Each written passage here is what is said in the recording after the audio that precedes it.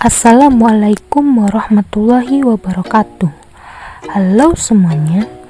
Kali ini kita akan membicarakan tentang konsep The Living Law yang dikemukakan oleh Eugene Ehrlich dan bagaimana eksistensinya dalam sistem hukum di Indonesia. Sebelum lanjut, kita kenalan dulu yuk sama sosok di balik istilah The Living Law ini. Eugene Ehrlich adalah seorang sarjana dan guru hukum di Austria yang secara umum diakui sebagai pendiri disiplin sosiologi hukum. Ehrlich lahir di Czernowitz atau sekarang Chernovtsi, Ukraina pada tanggal 14 September 1862 dan meninggal di usia 60 tahun pada tanggal 2 Mei 1922 di Vienna, Austria. Ehrlich adalah lulusan dari University of Vienna dan kemudian mengajar di sana selama beberapa tahun. Ehrlich adalah sosok di balik istilah The Living Law. Istilah ini dikemukakan olehnya sebagai lawan dari state law atau hukum positif. Ia ingin membuktikan bahwa titik berat perkembangan hukum tidak terletak dalam perundang-undangan, juga tidak dalam keputusan pengadilan maupun dalam ilmu pengetahuan di bidang hukum, tetapi dalam masyarakat itu sendiri. Eugene Ehrlich ingin menyampaikan bahwa masyarakat merupakan sumber utama hukum. Hukum tidak dapat dilepaskan dari masyarakatnya.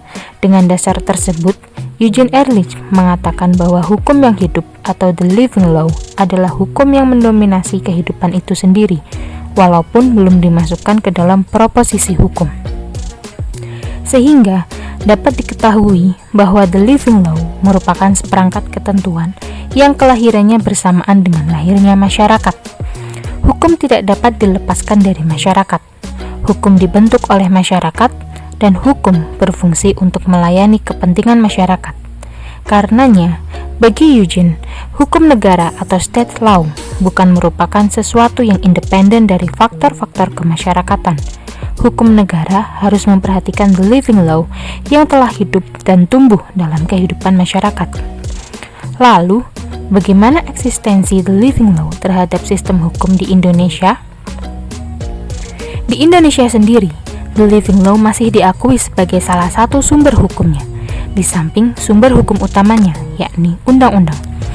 Indonesia sebagai bekas jajahan Belanda juga dipengaruhi oleh tradisi civil law, karena hukum positif juga dijadikan sebagai sumber hukum utama. Namun demikian, dalam sistem hukum di Indonesia, the living law masih diakui dengan batas-batas tertentu.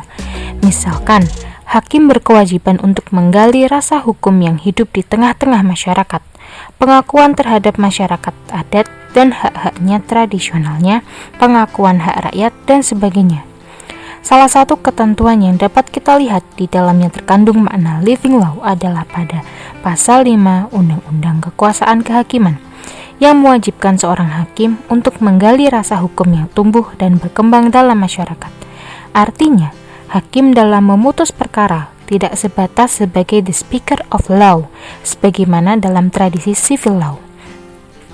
Hakim diberikan kebebasan untuk menggali the living law untuk terciptanya keadilan.